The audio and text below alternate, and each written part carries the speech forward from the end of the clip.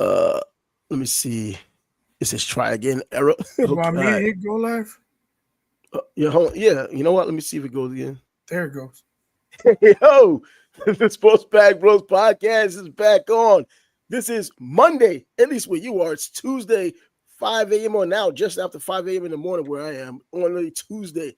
But you know where you're at is Monday, and what we're going to get to talk about today is going to be the usual sports, but of course, there's even more. That's the NCAA tournament. I guess a little bit of football sprinkling in there, but we already know it's March Maness. So let's get it on. What's up? What's going on? Good to see you made it out there to Thailand safely. Yes. You were hiding in the shadows Thursday, but we see you on a flight. Good and clear today. What's up, Scott? I'm still in the Florida sunshine where Travis will be after his next 16-hour flight. So things are beautiful in Florida, baby. The Gators are a number one seed. Took everyone in the SEC tournament. They're things are looking good. I knew you say that right away. Absolutely. You know what, though? This tournament, and I know I've been messaging Scott since I've been out here practically, and of course, him being the Gator homer he is, he's going to be more than happy to talk back. Huh? He'll be more than happy to talk back. You're a little Gator homer on both sides, football and basketball. But anyways, we talked about when you consider the SEC has 14 teams in the tournament, yes, and Florida seems to be the best team out of that conference, they got to be chalk in this tournament. Oh, that's exactly what I was telling him. And I was like, the SEC is the best conference this year, but I think that's relative. And it's not taking anything from the SEC or even anything from Florida. It's just that this isn't the same NCAA tournament that we're used to. There aren't any dominant teams. Is there really chalk because of the way things have gone this year? Even with the lower tier teams, these are the higher tier teams, Florida being the number one team in the entire SEC on paper. But Auburn, the number one overall seed, even though they were 3-4 in the last 5 games. I mean, they lost 3 of the last 4 games. They're number one. And it doesn't even make sense. Going with the AP, Duke is still number one, but they're still not the number one overall seed. If you're talking about mediocrity and everything unexpected, this is the tournament. Right. I tell you what, though, how many people expected Duke to win the ACC tournament without Cooper? Well, Duke is not a dominant team. Flag. Houston is not a dominant team. There are some outstanding teams outside of Florida, and I'm not including Auburn in that list. Now, are you really talking about outstanding teams, or for today's basketball, very good teams, decent teams? That's practically it. Because we even mentioned that, we talked about it a little bit when just messaging just yesterday, I believe, or the day before yesterday, just saying that this is fairly mediocre. And I'm thinking the biggest dummy of all the dummy is still a freaking dummy. So regardless of the way you look at it, and in regards to this team, do you make the comparisons, or can you even get to the point of making the comparisons of any of these teams being the better team this year? Would they even be able to survive in the more back in the day, I guess going with that, back in the day, traditional team? Do you have a UNLV team? Do we even have a Fab Five team, talent-wise, ability-wise? Not on any of these teams. None of those Duke teams that were back-to-back after beating UNLV. I don't even think it's a North Carolina team with Sean May and Ray Felton type kind of team. We're talking about just a whole bunch of mediocre teams. Just one happen to be better than the other. I can make the case that this Gator team is as good as the back-to-back Gator championship team, as good or better than them, because I think it's deeper. Yeah, it is deeper, and I think the deciding factor, if you just look at Duke as Cooper Flag, it's easy to dismiss them. But they have another great player as well. I think his name is it's like Con. He's a shooter. Tinkler. Yeah, he's good too. So Duke. That's my point. That's my point. They won the ACC tournament without him. Yes. Yeah, and it's not just him, but they're dominant. When it comes down to it, when the rubber meets the road late in games, if you got that superstar, most times that guy's going to take you over the hump. Yeah, but again, does it go back to, is the SEC or ACC in this case as good as? See, you look at ACC, you just automatically assume very good because the ACC has always pretty much been very good. This isn't it. Clemson's in there. I mean, Clemson's is not one of those traditional teams either. Clemson's in there. North Carolina had to struggle to get in there. In fact, people are still complaining that they're in there. Absolutely. Yeah, no, this is not your daddy's ACC. And let's say this about Clemson. Not bias. I'm sorry. Jay Billis, Mr. ACC, pointed out that South Carolina might look like the worst team in the SEC, but they beat Clemson. So yeah, the ACC is definitely down this year. The SEC is way up. But as far as this whole marginalization of this year being mediocre, I'm not buying it. Of course, you're not going to buy it because your team is up there and you're probably claiming this should be a number 1 overall seed. But South Carolina playing Clemson, we already know the rivalries in football, the rivalries in basketball, and anything else they do. Different conferences, same state. You're always going to have the interconference or interstate rivalry with those two. And then Frank Martin being the coach at South Carolina, we already know the tenacity and the anger he brings to the sidelines as well as he did when he was at Kansas State. So, yeah, if there's something to get an oomph from a team, it would be Frank Martin. I have to side with Trav. There's a lot of different factors. Players don't stick around for 3 and 4 years anymore. There just aren't those stars like there were back in the day. Like you can go from year to year. Ralph Sampson, James Worthy, Patrick Ewing and Jordan, Chris Mullen and Akeem Olajuwon. And, you can just go down the list. And those guys became Hall of Famers. Those type of players just aren't in college basketball anymore. I mean, I think that's a fair point. And if you go back to the 80s, I think, that's a fair point, but that's a different era. This era is different. And I mean, I'll go back to Jay Billis again. What he says, the SEC this year is the best conference top to bottom that he has ever seen. Jay Billis is not an SEC homer. He might be right. They have 14 teams in the tournament. And he is, and it's true because, first of all, there's a much bigger SEC. Second of all, it's because of the way things are now through the transfer portal and because of the transfer portal, the NIL. Things just aren't. You're hard to press to find even a player who's only been on one team, if they're a major player, unless they're a true freshman like Cooper Flagg is. This is just not what it once was. This isn't. Right. So with the new circumstances, you're going to have new circumstances. And here you just have so many teams that don't even – a bunch of mercenaries. That's pretty much what it is. Be happy with what you have. Yeah, and the Florida backcourt, it is all transfers, but it's also all seniors. So these are guys who've done all 4 years. So that's something you don't see as much anymore. I think the Gators are very fortunate to have this backcourt because all these guys are solid. Wow. None of them – Walter Clayton is clearly the first among equals, but, I mean, those guys are all solid. Yeah, I think you can even go back, and I know eventually you're going to try to poke fun at St. John's. Not necessarily my team, but that's the team of New York, and they're finally back for the first time in 25 years winning the Big East. I'm excited. I'm excited about that, but I expected all of this from Rick Pitino anyhow. He made Iona a household name and a pretty dominant force, not only in their conference, but they were winning against bigger teams when they played the bigger teams out of conference, and they went into the tournament and they had expectations. I've watched the Gales legitimately since I was like 10, 11 years old. They're New Rochelle, right on the border of the Bronx. So I've known of them for years. But aside from that, when Rick Pitino comes, he's the first coach to take a team to the tournament. 6 different teams getting to the tournament under Rick Pitino. It didn't take long for him to put St. John's together under this new format of NIL transfer portal to get to where he's at, to only have a 4-loss team, 30-4, and not to mention, as I've already said with other teams, there are players you will be hard-pressed to find a player who this is their original team or their team that are now is their original team. And that's the same case with St. John's and with Rick Pitino's recruiting and his, of course, presence. Somebody like Kadari Richmond played for 3 schools in high school. I mean, really, not 3 schools in high school, but 2 schools in high school, went to prep school, but then 3 schools. Now this is his 3rd in college. He went to Syracuse, went to Seton Hall. Now he's here at St. John's. A Brooklyn guy, Midwood High School, South Shore High School. How Brooklyn can you get? How exciting is that? You've got St. John's back into it in first time in forever. So that kind of puts New York back in the picture. And then you've got Rick Pitino, and the whole world has forgotten about Rick Pitino with the Celtics because they're like, this guy's never lost. I'm like, that's true. Check out the Celtics. Yeah, I was going to mention, as good of a coach as he is, makes you wonder why he's bounced around so many times.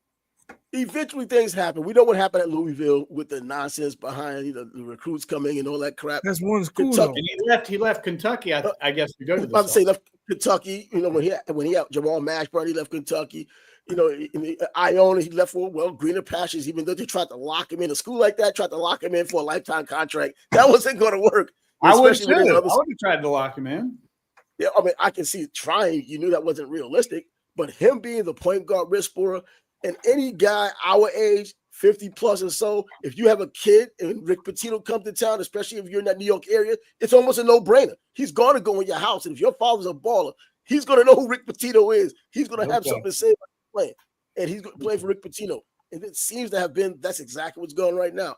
Now, as you can see, St. John's teams, which is a bunch of guards and maybe a center or a forward or a point guard or a guard playing a forward, this is what he has, a smaller team, but it's quick, and it's a Rick Pitino team.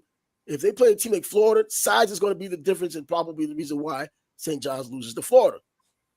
And that's the interesting thing about Florida is because they're known for their backcourt, but their front court is nothing to sneeze at. It's not an offensive powerhouse, but defensively, they can really suffocate teams with their depth. And offensively, you've got, Condon and Houck. And those guys, can shoot it from three all day long, on certain days, and they can block your shot. And then you've got Hanlockton and Chinaloo, who aren't big, offensive powers, but defensively, they'll beat you up. And now, I hadn't had a chance to watch any of the games, at least while over here. I haven't even had a chance to get a bracket until just a few minutes before I came on here. So I knew that the number one teams, and I knew other teams would kind of fall into the slots they fell into, but I didn't get a chance to see a bracket until just now, and I'm just really seeing a full bracket and seeing the teams that are on this bracket. And Auburn, they're waiting for the Alabama State St. Francis winner, and because being the number one seed, so you wait for those two to get together to have that 1-16 matchup.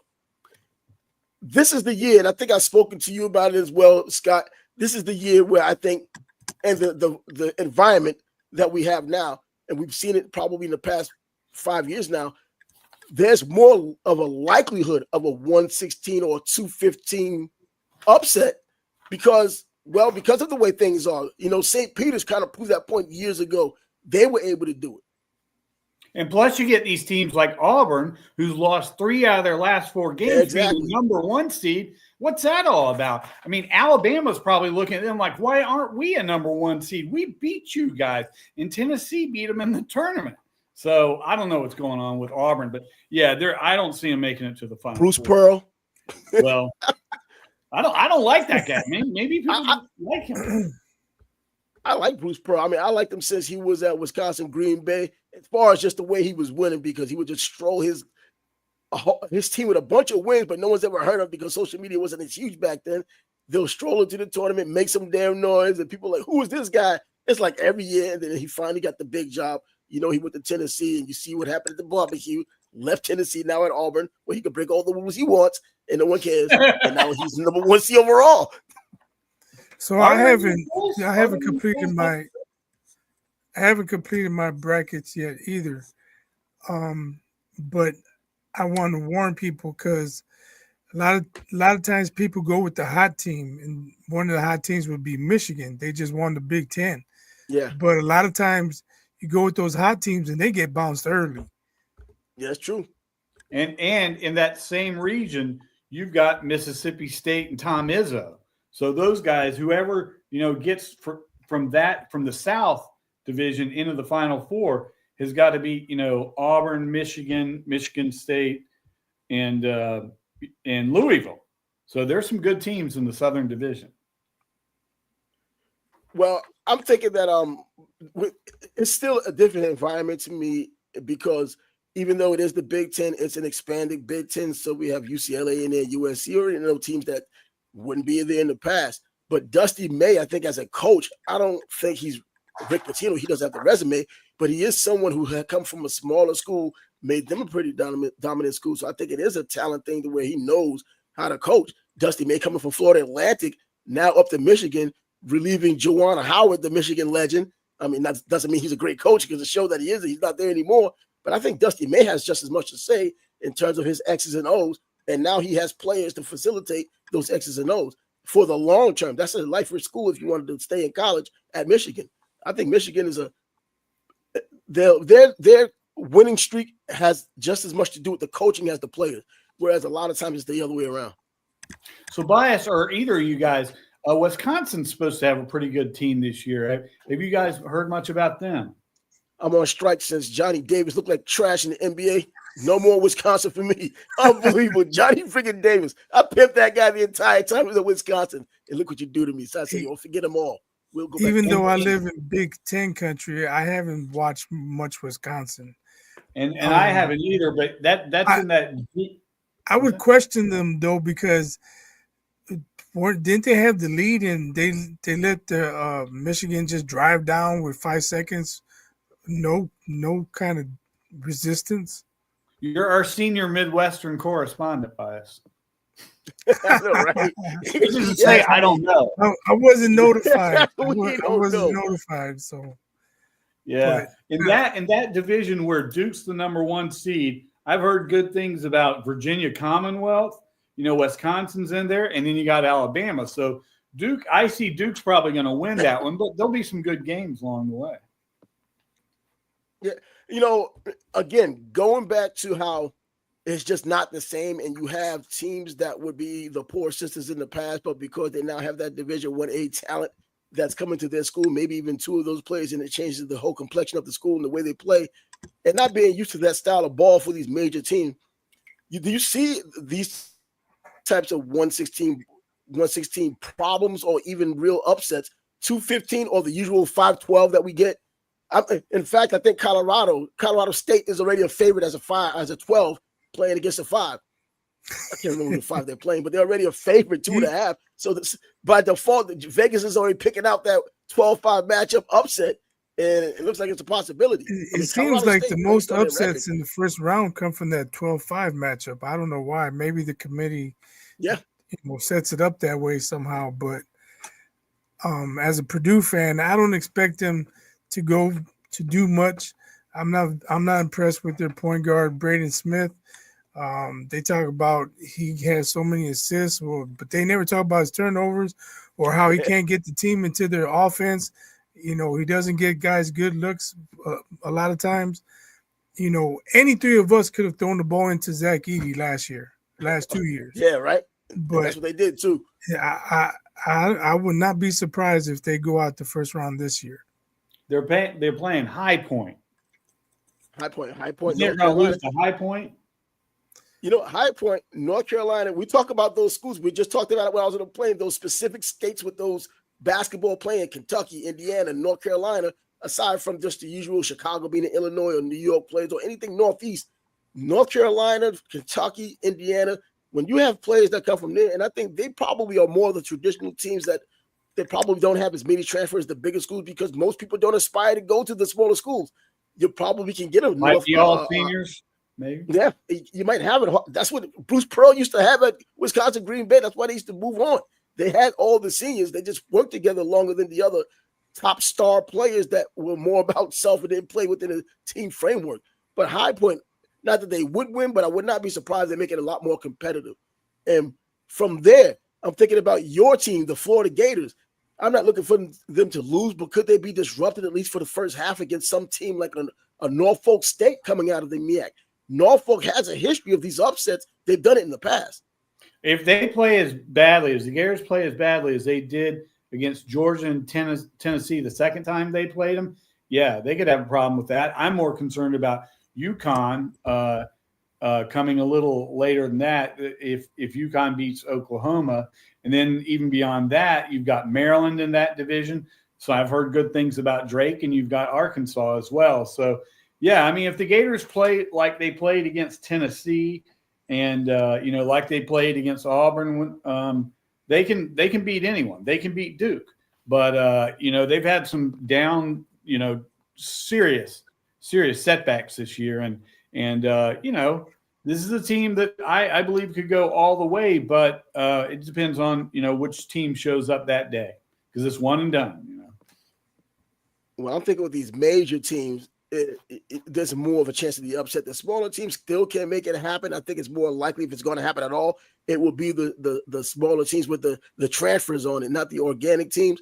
But with Florida in particular, it's a size thing for them because they do have the size. Their front court, as you mentioned, their back court, as you mentioned, all the transfers. They play Norfolk State. No one's really looking for them to do anything. It'll be a nice little story if they can even keep up. And they may just do it in the first half, but we get the story with these HBCUs in particular. Alabama State, Norfolk State. Alabama State's playing in Norfolk State, playing against Florida.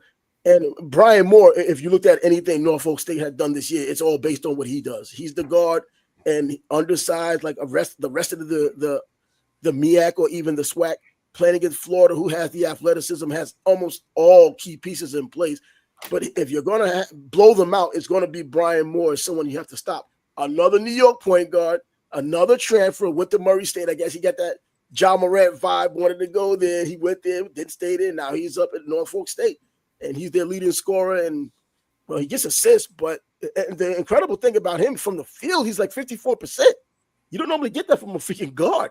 But when you think about the competition, and I've seen enough MEAC basketball, if not this season, throughout the years, and SWAC basketball, if not the season, throughout the years, to know that's pretty subpar. People might not want to hear it. So getting 54% against the majority of those guys, not necessarily doing the big deal. In that division, I'm really looking for, and again, I'm going with the chalk here, Florida, good games against. I've heard good things about Maryland, and then you've got Arkansas, where you've got Calipari, who I've told you, Trav, I think he's a hell of a coach. He's better. He's better with the substitutions, I think, than Donovan was. Now Golden, as I talked about yesterday, he's growing on you. He is. He's grown a lot. He may be better than Donovan with the substitutions. So, and I think a good example of that was the tournament you saw in Tennessee. As soon as we started getting up a lot, he's like, hey, we got to play tomorrow. He rested a bunch of guys for the last quarter of the second half. And so they had, fairly fresh legs the next day, and they needed them, against Tennessee. And that's that NBA coaching when they have those, night after night games, back-to-back games or so. You start resting players because you're going to play. Screws up whatever you're betting on. Because you look at them, they should have gotten this, should have gotten that resting guy because they got the game the next day. Anyway, we got Paul George out for the season. Hey, correct me if I'm wrong, Trav, but I don't believe you agree with Scott on Calipari being a good coach. No, I don't. And you know that. He knows that already. I never agree with Calipari. And if it ends up being true, I'm still not going to agree with Calipari being a good coach. Facts be damned. Opinion rule. Damn, man. Calipari out there. I've always looked at him as not a mercenary. All of these guys are mercenaries. Oh, he's a mercenary. Get him much more credit than he deserves, specifically at Kentucky, where you had nothing but lottery picks, the number one overall, and you're getting this credit like this guy's just a great coach. I remember, a couple of years ago when we did the basketball show, we had our Mount Rushmore of coaches. You and I had our Mount Rushmore of coaches, yep. Scott. He was nowhere to be found, not even close. Now, if we ever did it again, guess who comes off? My favorite guy, Talk comes off. Rick Pitino has to come on because of that. Fair enough. I think, a big part of the talent, especially today in the NIL and transfer league, such a huge part of being a good college coach is recruiting and transfer portal and all of that, as much as it is, the X's and O's and things like that. And what I saw, and you make a good point too, Trav. Yeah, he had nothing but, McDonald's All-Americans there at Kentucky. But I thought the way he used them, was well done. Because, he gave that to the NBA. It's hard to coach with a bunch of mules going against thoroughbreds. Right. That's exactly how I look at it, man. Mules and thoroughbreds. How concise could it be when you're talking about how Calipari had it against everybody else? But Calipari got the thoroughbreds there.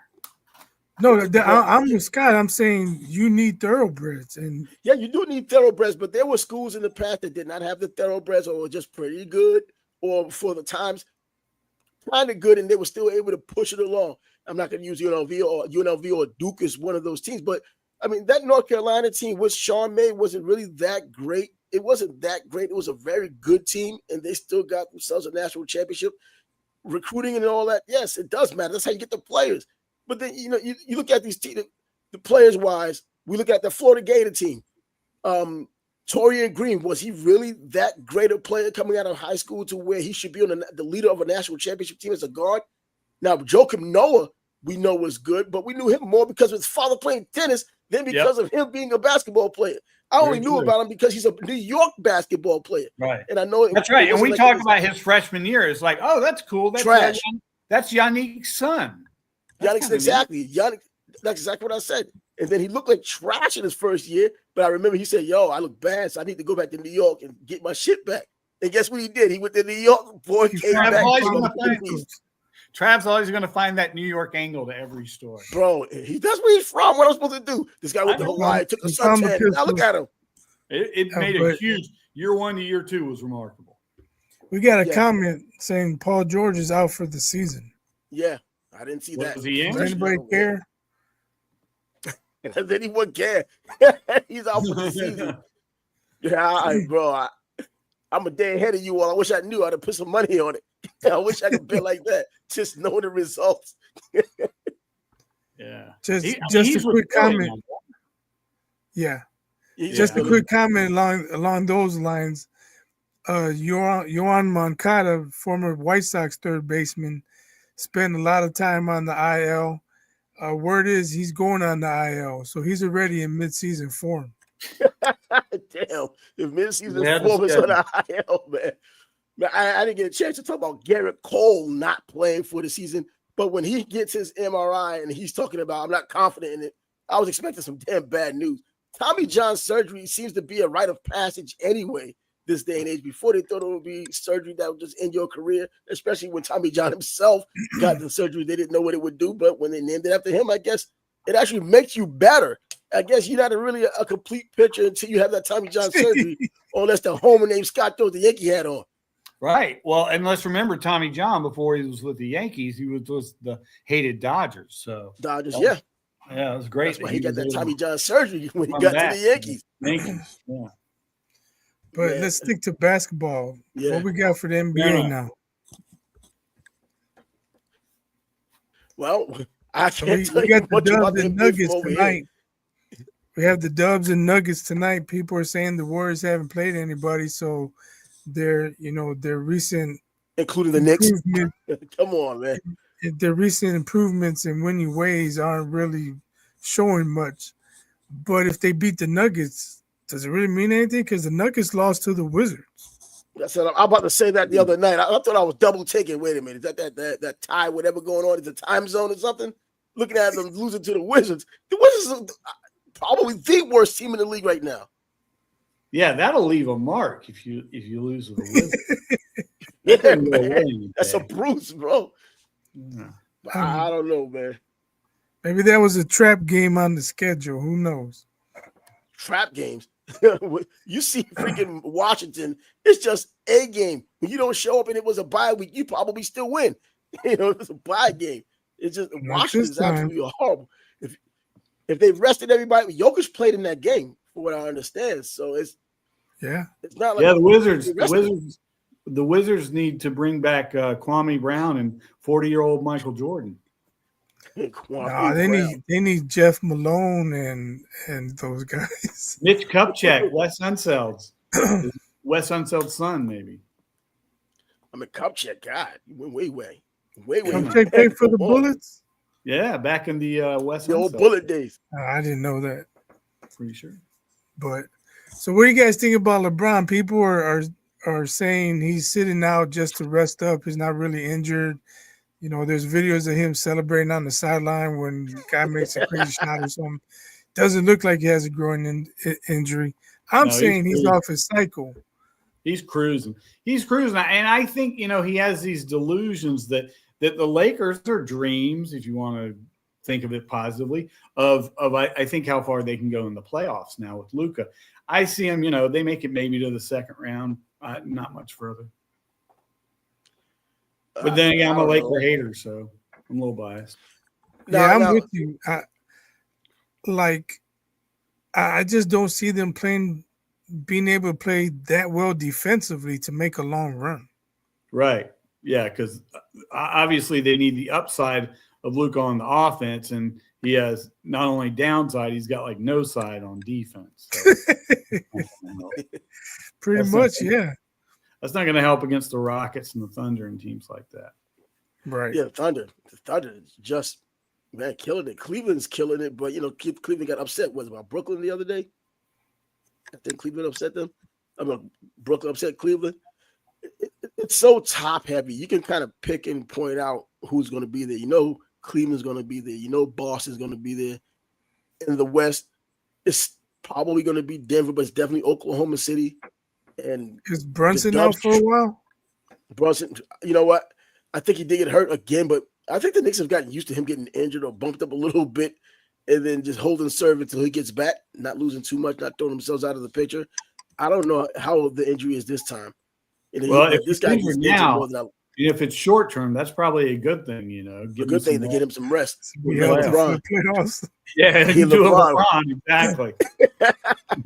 No one's gonna check your groin, and no one can prove your back is messed up. That's the truth.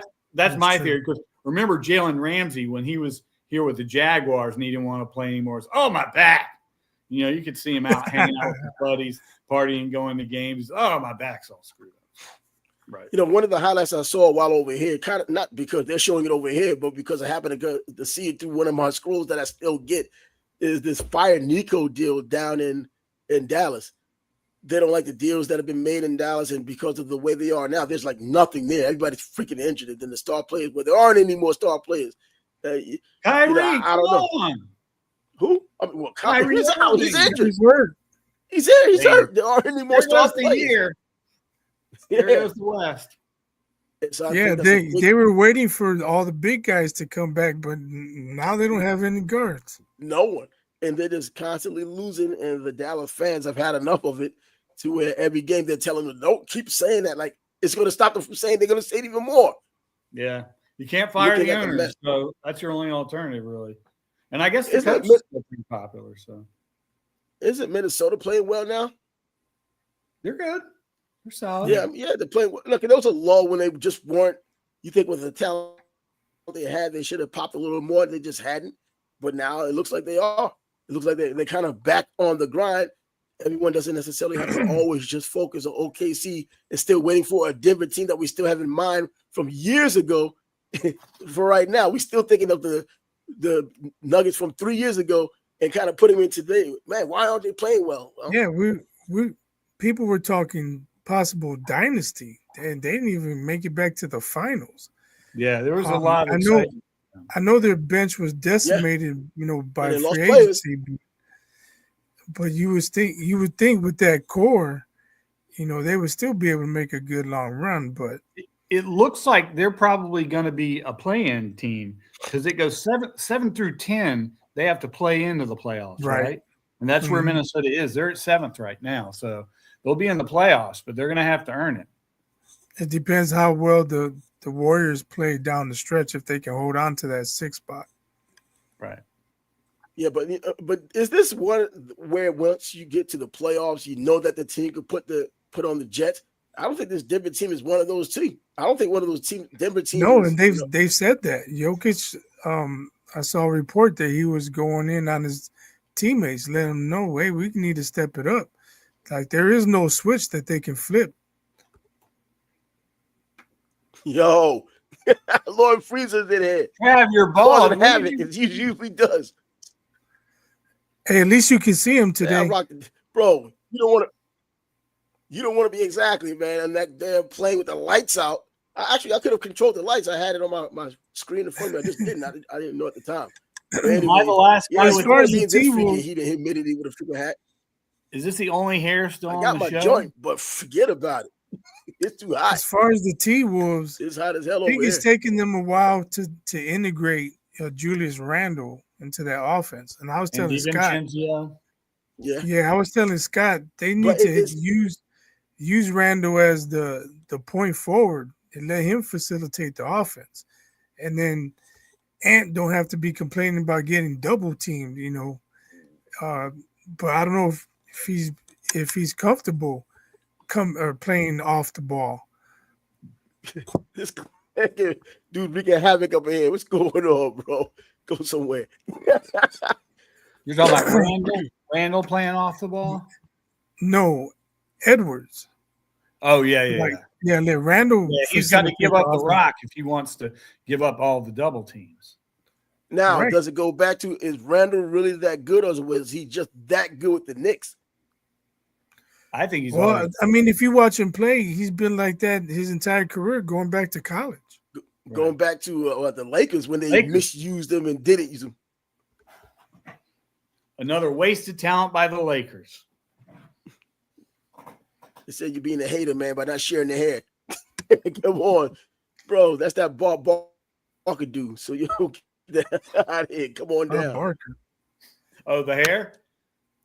Price is right, Barker, baby. Price is right. Get that Barker dude. Over had that perfect dude until he was 99 years old. What's going on here? I've got that going for me. What? So I don't know, Trav. You've been out of the country. I mix in that Grecian formula. Trav, you've been out of the country, so I don't know if you saw. Cheryl Miller went. Yeah. Was it on the Gilbert Arenas podcast? I can't remember whose podcast it was, but she was praising Caitlin Clark. She's giving her flowers, and now the congregation wants to revoke her. They want to revoke her invite to the barbecue, to cookout. Those damn monoliths, man. When they start their nonsense, I just sit back and laugh at them for the clowns they are. I like hearing the nonsense, man, for them to always complain and wrong. It's always about the wrong thing, but it makes them look as bad as they are, and it exposes them for who they are. Let it be the entertainment it was meant to be. It's just, you would think like a year later, like we would be past this. Let it go. No, when you're a tribal. People, Taraji said reality's coming. We know what Cheryl Swoop said, all her lies. And she was what, 4th in MVP ballot or something? She was top 5, I believe. Who, Swoops? No, not Swoops. Caitlin Clark. Oh, Caitlin Clark, absolutely. She got everything she deserved last year, and so she wasn't deserving of the MVP. Just let it go already, man. It's even the WNBA. It's jealousy. It's starting to bubble up. It's starting to bubble up right before the season starts. They're going to start their nonsense, the bigotry, because that's what it is. They hate it. They don't like that it's Caitlin Clark. It was someone else. They're dying for Juju to come in so they can say when she doesn't get the attention that Caitlin got, they could go back to the race car because that's what they do. So that's exactly what this is setting up for. We know exactly how it's going to happen when Juju does come. And if she doesn't get what they believe is the type of acclaim they believe she deserves compared to what Caitlin had gotten. Caitlin's only going to get better when Juju comes. We'll see exactly what she's going to be. Who was it that told me that? A friend of mine, I told you, my friend Kevin, basketball, like savant. He says that she's already the best player in basketball, women's wise, on the planet. He says right now, he can't be no savant if that's his opinion. Well, he's not even a self-proclaimed savant. Knowing him and knowing that he coached and all that kind of stuff, played. I'm just saying because ain't no way Juju is better than Asia Wilson. Ain't no way. Now, for what she's doing in college, trying to transfer it over to the WNBA, if she comes in and just does exactly what she's doing in college, then you can make that argument. I think in this case, he's just ahead of his time making that kind of a claim. But in any event, we already saw what the model. There's a 12-year-old I saw at the park last week. Wait till she's 20. She's going to dominate. I saw her too, all the way from Jacksonville. I saw her. Solid. Dr. Scott in the building. Scott and I were on the first. What? Yeah. My the little girl we saw, she had a ponytail. She was cooking. Oh yeah, she's out of control. She'll show Juju a thing or two. She may even get her own Angel Reese McDonald's cup. You never know. Probably. You know what? I was going to shout out your chess pieces in the back when it first came on. Like, oh, he's up to his pseudo intelligence shenanigans. Come on. Nope. But not mine. Shots fired. But yeah, man. I thought you said fired. I was like, dang. So what else has been going on? I had to put up my Lenny Bias jersey in the back in honor of the NCAA tournament in a couple of days. Yeah, it's my Maryland jersey. You already know. You know what? Maryland hasn't been a bad team this year. I expect typically schools like Maryland, teams typically in the Northeast still do their thing, but the transfer portal with everybody going every damn where, it's not going to be like that. So you got to hang on to what used to be. Yeah, I can see that. Maryland, Juan Dixon was on the last time they won a championship. The last time they won an NCAA championship. Is that the only time they won? I'm about to say that. Is that the only time? But Juan Dixon, and then I think back then, was it the Wizards or Bullets who had taken him because, well, he's a local guy. Wizards and Bullets are the same franchise. That's what I'm saying. Were they the Bullets or the Wizards? What were they at the time? Shit, I don't know. I think they probably were the Bullets when they got him. He was kind of surprised. I think that's the year that Lenny Cook thought that, once he was taken, he kind of knew that he wasn't going to get taken. But Lenny Cook, bro, we've seen you play. We've heard the stories. I don't think you're ever going to play. Come on. Not in the NBA, at least. Pre-Kwame Brown, Gilbert Arenas days. Yeah. So we got some NFL to talk. Bengals are signing all their players. All that but it's going to be just like Phoenix. They're going to have these superstars and we'll have a crappy-ass roster. Yeah, eventually that's going to happen. You're going to have all this offense. You're going to have to outscore everybody. You do that anyway, but they're going to have to do it in an inordinate amount of times. I think their defensive end, he's probably on his way out, right? He's out. Snap? Trey Hendrickson. Okay. Right. Yeah, he's out. And then let's say if they sign him, they'll have even less money for the rest of the roster. I don't know. Maybe the NFL helps it out next season. And hard to play football with 4 players. Yeah, right. A bunch of scrubs and hope that they don't get to your quarterback quick enough. You got a third, fourth tier guard, and you're hoping that nose guard in front of him just isn't that good. You can't do that. You're going against the best of each team in the beginning of games, every game. But we'll see. This is their business to know. Maybe the NFL raises their the NFL raises the salary cap and tries to help some of these teams out. But the more money they get, Free's giving me some flowers. Bryce the type of dude to always have your back and throw down when a friend in trouble. Maybe that'll help the Jaguars out. They certainly need all the help they can get. Who, the Jags? Exactly where do the Jags really need that? I mean, I know where they need that help, but running back, they need help. Right. But I thought ATM was some kind of offensive line at this point. Offensive line is a mess. I mean, then offensive line, I don't know how they don't get it right for so many years, offensive line-wise. Now with Tony Boselli in the house, maybe they focus a little bit more on their offensive line and know exactly what they need to do. That may translate to doing well in the NFL because you have somebody like him.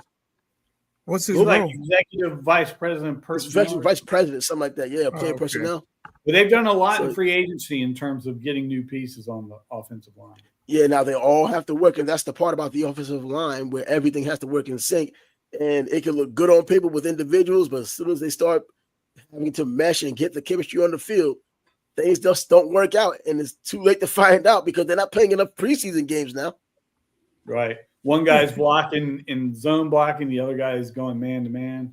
Yeah, it's so confusing, man. When you get on the ground floor, you see how fast, if you go to the practices, like the mini camp or training camps, and you see how these players, we take it for granted just watching the games and seeing that everybody knows their assignment. But before they get to that point of that finished product, it's a freaking mess. No matter what they're doing on their own, they have to get caught up. Offensive line, I think offensive line is kind of like defensive secondary in terms of, you got, first of all, you have to be talented, and then you have to be able to play together to actually make an impact. But at least in the defensive secondary, you can have a cornerback who's a shutdown corner, and it makes it easier for everybody. There's rarely a shutdown offensive lineman unless you have a Boselli or an old school Anthony Munoz, So it's just it's much more difficult. Things working in unison. Football's a team sport anyway. Everything. Who's that lineman from the U? I think he was on the 01 team. Brian McKinney. Big dude, he's like 7'3". Brian McKinney. Or I couldn't remember his name for some reason. I went to the draft. I just wanted to know his name. That's all.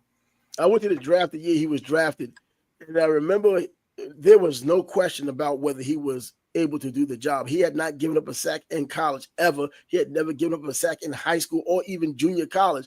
And then when all is said and done, he played on one national championship team, one team that was a runner-up on the national championship game when they played Ohio State, goes into the draft. It seems unequivocal. The dude never gave him a sack. He should be the number one offensive tackle. He gets there. They take Leonard Davis in front of him from freaking Texas, and Arizona takes him. And he's so pissed. I was at the draft. I was talking to him during, after they take him on the stage, the jersey ceremony, they bring him to the media room. And it was almost he and I just talking back and forth for 5 minutes at the other big names like Chris Mortensen and as what's his name was John, what's his name that used to be there years ago that passed away. God, I can't remember his name, but all those people, big time media guy, just watching us have that conversation. And I'm like, yo, bro, you never hit a sack. I thought you should have been the number one pick. He's like, thank you. And he's going back and forth. We're kind of talking about how he played with Miami. He showed everything. They played against the best teams, and he was just dominant. And Leonard Davis goes in front of him. And he ends up getting changed to guard Leonard Davis. But to McKinney's, his discredit, he has this legendary holdout. I don't know how long. I think it was like until October, November. And he never got on track. And then he gets to the NFL and gives up a sack. and then he was a solid player. But then they had that little, I don't know, that party boat deal with Dante Culpepper, him and the other guys that kind of put a taint on the team. So it wasn't a bad idea to get rid of him. Interesting trivia about Anthony Munoz. He was in that movie, The Right Stuff. Really? Yeah, he played like an orderly or something like that. It's this huge Mexican. Basically, he's playing the huge Mexican nurse or orderly. And, you have all these big, strong pilots, but they have like something up their rear end or something, and he's kind of guiding Right them. Stuff. What movie was that? The Right Stuff. It was about the space program, but it was before we actually got to the moon. It was like Gemini and Mercury and some of those programs. That's probably why I didn't watch it. Yeah, great long movie. It wasn't the Apollo deal, right? No, it wasn't.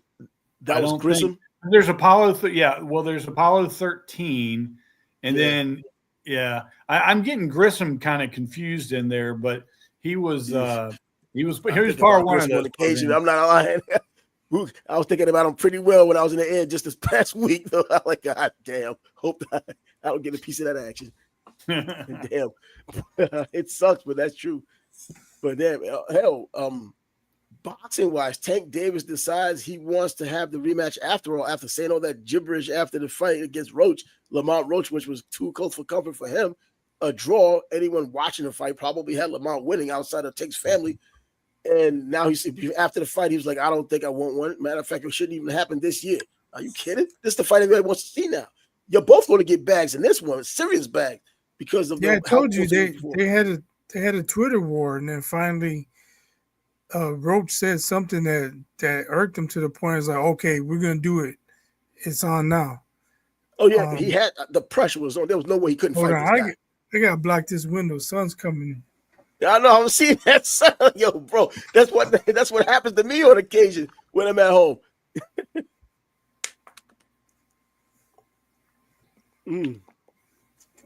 I got the huge bottle, and I need it. Holy crap! Out here, this heat. It's that damn daylight savings time.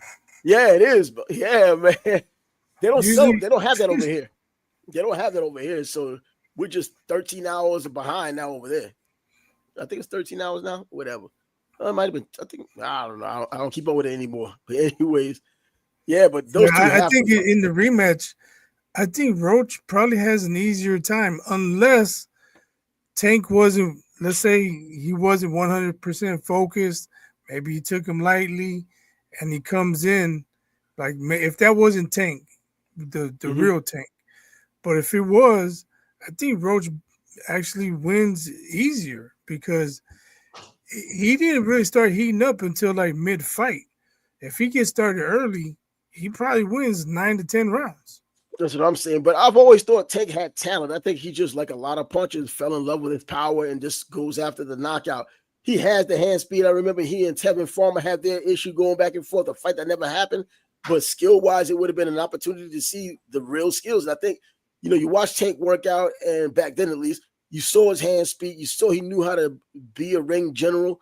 And it wasn't all just about the power. That was just something that was incidental. Now it's almost always power. He would just walk you down.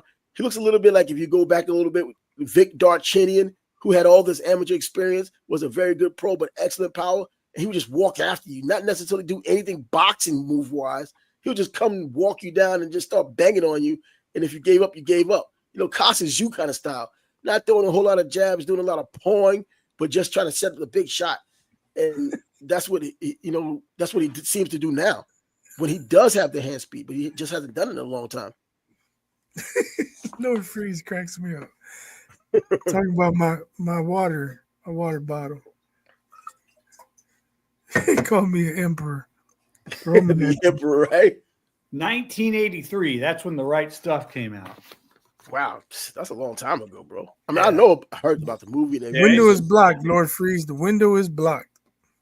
I think it's just an epic movie. It's pretty long. It was based on a great writer, Thomas Wolfe, wrote the script for it, wrote the book for it. So yeah, Anthony Munoz it's kind of interesting. You look up on IMDb, who is that big, dark-skinned guy? It's like, oh, it's Anthony Munoz. So one of the more funniest cameos from an athlete to me was Mark Breland in that Spike Lee movie. I think it was Summer of Sam. Yeah, remember? I've heard. I didn't know he made Summer of Sam. My Spike Lee. I thought he had a little cameo. He was in there, talking about if I run into Summer of Sam, he was the quiet guy. It was a 10-second clip, but I was like, "Yo, that's Mark Breland."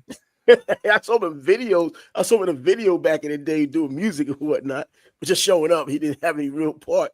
But Mark Breland, man, he was never one of these charismatic guys, regardless of where he was in his career before Marlon Starling beat him, when people still thought he was like going to be the next Ray Leonard. But he never had that charisma that made you think if you put him in a movie, you're probably going to get more people that want to watch. He just hasn't been that kind of a fighter. If you put Mike Tyson in the movie, people watch because of the charisma and the history, and everybody knew. Everybody kind of loves Mike. And the volatility. Yeah, that too. So what do you think about that May 2nd card? It's kind of like Don King used to put on back in the day. But now, what is it? Refresh my memory on this one, because May's right. Ryan Garcia's fighting Rolly, Devin Haney's. Did you see I saw the press conference before I left to come over here. And what's funny is like everybody's arguing with each other, but they're not fighting each other. They have different opponents. Yeah, that's what I'm saying. They're up there arguing. It's like Haney and Garcia act like they disregarding their opponents. Right. Rolly looking clueless as usual. And look absolutely clueless. Yo, bro, and I'm going to tell you, just saying whatever Rolly says. Those two aren't even paying attention to their opponents. And then, Haney threw it out there. I'm concentrating on the business at hand. No, you're not. You're still sweating what happened with Garcia, and you claim you want to make it right. And to his credit, I think he's one of those fighters that really wants to make it right, and and claim and say that the PEDs was the reason why, if he does get a win, if they have a rematch. Yeah, I don't know if it was PEDs. I don't know that Ryan Garcia was that much stronger. Isn't he? Well, if the trace of PEDs were there, so I guess in a sport like boxing, where it's aerobic and anaerobic, getting that extra oxygen in the blood does matter, especially for a fight like Ryan, who wasn't known for his conditioning, and we see how tired he was even then. So if that's somewhat of a boost, I'm just saying, I don't know if it made his punches that much more powerful. And his punches. He was hurting. It didn't make it more powerful, but it kept his power for the long term instead of wearing out like most people's arms do wear out. If you still get that oxygen, or at least more oxygen than you typically have in your system, it's just he was knocking Haney silly, and he knocked him down early. So it wasn't like it was. Huh? Speaking of boxing, how about John Bones Jones? What's up with him? He's not a boxer. Or Kimbo Slice? Whoa. Let's get this is bad. This is worse than your fantasy team. You mean speaking of UFC? You're right. My fantasy team is out of the playoffs now. Damn it! My Gators are in. So, I'll give you another little diversion. So back to the tournament. I'm glad Indiana didn't make it. They can get the fingers every year, every day, all day, every day. Well, I call them the losers. That's what they're doing. The losers. When the last time they were in the tournament last year? I don't recall. I can't remember the last time. Well, I didn't keep up with them like that. But the game I was talking about earlier with Memphis playing Colorado State, and Colorado's the number 12. Memphis is the 5. Colorado State is already a 2.5-point favorite. So I guess Vegas decided out of all the 12-5 matchups, just take this one and drop the dime on it for it to be the upset, because they have that. And they're playing Memphis, Penny Hardaway's team. which is interesting enough. Penny Hardaway, a damn good coach, by the way. Can't suit up. They'd have a better chance. And, and it's interesting because I think I was talking to you, Scott, about Mikey Williams, that so-called phenom from just a few years ago. They were talking about him and Bronny, and that was back when Julian Newman was supposed to be the player, and even LaMelo Ball. They all kind of was in that little area, that little era. And Mikey got this huge contract, or a pretty big contract with Puma, because they were kind of investing in the future. Then he gets in this issue to where he's around the wrong crowd, or he happens to be his own wrong crowd. He pulls out a gun, there's an incident, then he goes to court. He goes to Memphis, and then he said, before he goes to Memphis, this happens before he goes to Memphis or before he commits. He says Penny Hardaway wasn't in his corner. That's why he decided to transfer when he was up against prison time, etc. Penny Hardaway wasn't on his side. Transfers to UCF, as mediocre as they come this past season at UCF. Another one of these social media superstars before they get a chance to show it against anybody else. And ironically, back to Indiana, I was going to say, I know Bias's favorite college coach was Bobby Knight, and after he was at Indiana, he went to Texas Tech. Texas Tech is actually in the tournament, so they may be a better team than Indiana. So shout out, to the late Bobby Knight. Yeah, but didn't Bobby Knight's son take over at Texas Tech when Bobby left? I don't know, but they're better than Indiana now, so I guess so. Maybe. Man, Bobby Knight was such an ass. He went to Texas Tech and said, "This is a better color red than the one I used to wear." Oh, stop! He was just bitter. What did he ever do at Texas Tech? Really? I mean, they did get better, but he didn't do anything significant while he was there. No, I think he didn't throw any chairs down. They honored him before he passed away. He came back there playing Purdue, and I thought it was so fitting that they lost that game, because there's a tape of him berating his players, and one of his quotes was, "I'm sick and tired of losing to Purdue." So it was meant to be. They honored him and they lost to Purdue.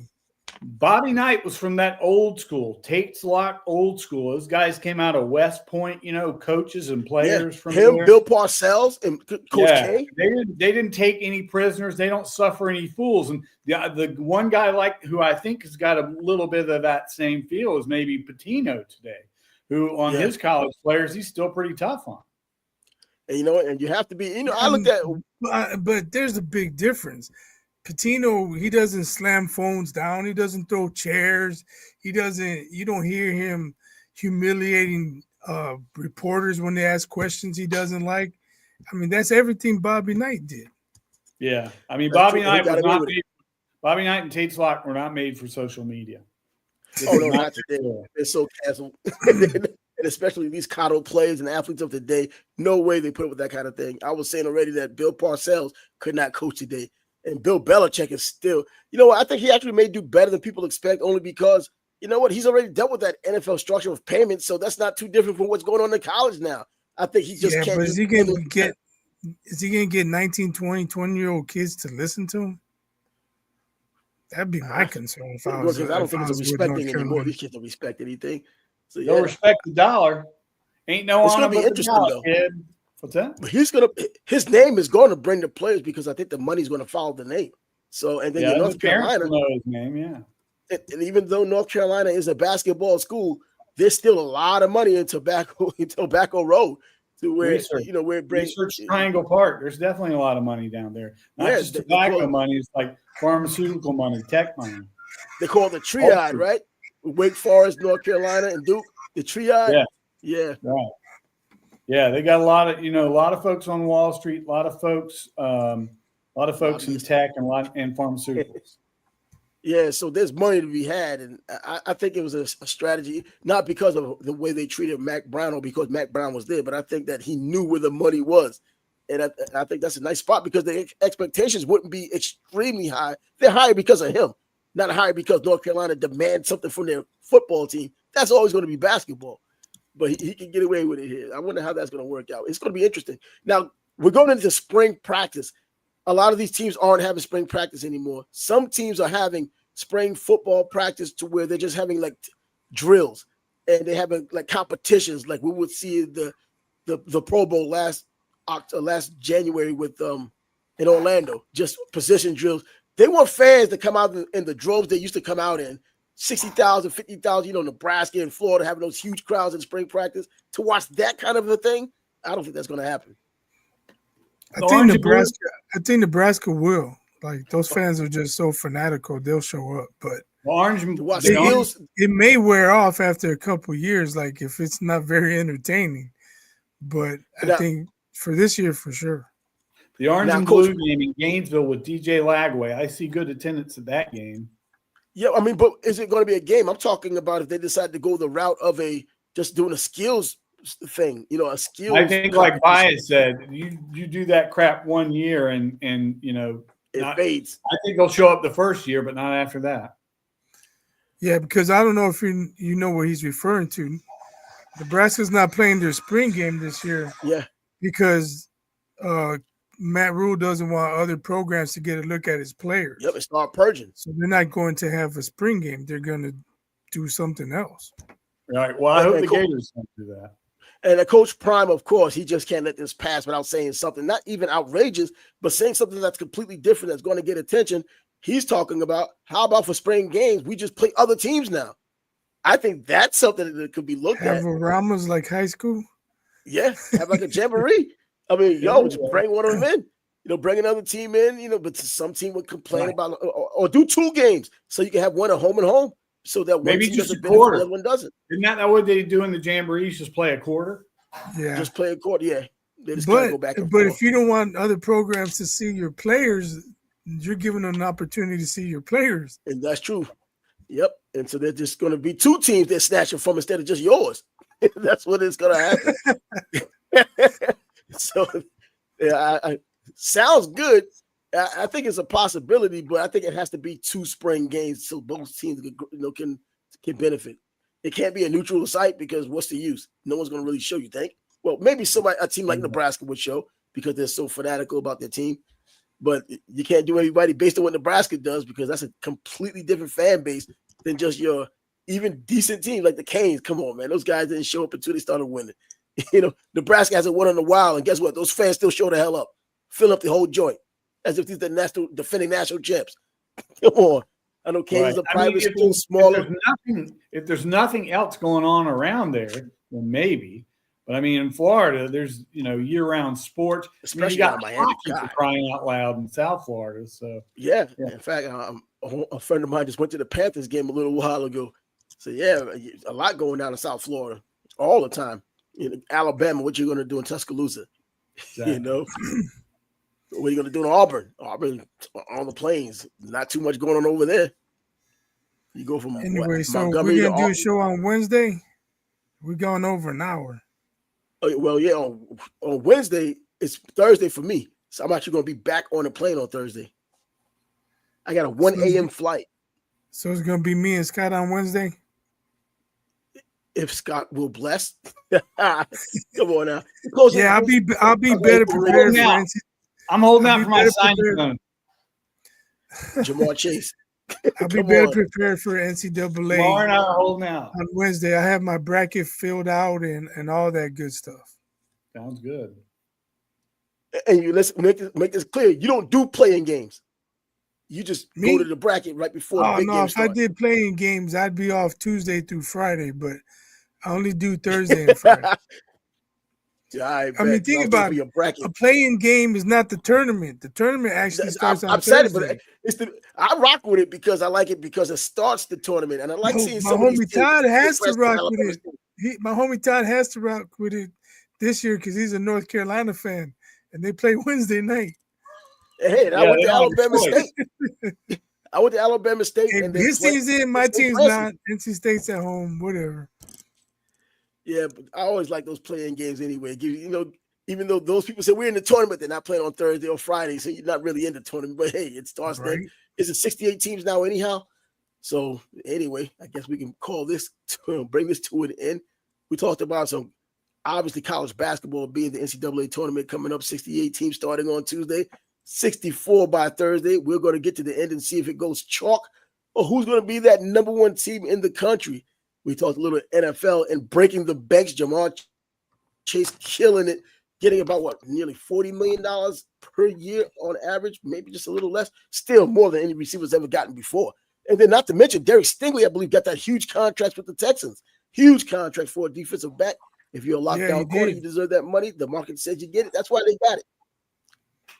Yeah. But anyway, until I guess Wednesday for you all, I'll be in the air 1 a.m. in the morning, at least this time, and still arriving in the United States on Thursday. How did that work? Going back a couple hours. That's it. Trav, be safe, bro. You never know. I might try to. All right, he's biased. I'm Trav, and Scott just kind of third wheel. Sports bad, bro. Coming to a pass. Until next time. Deuces.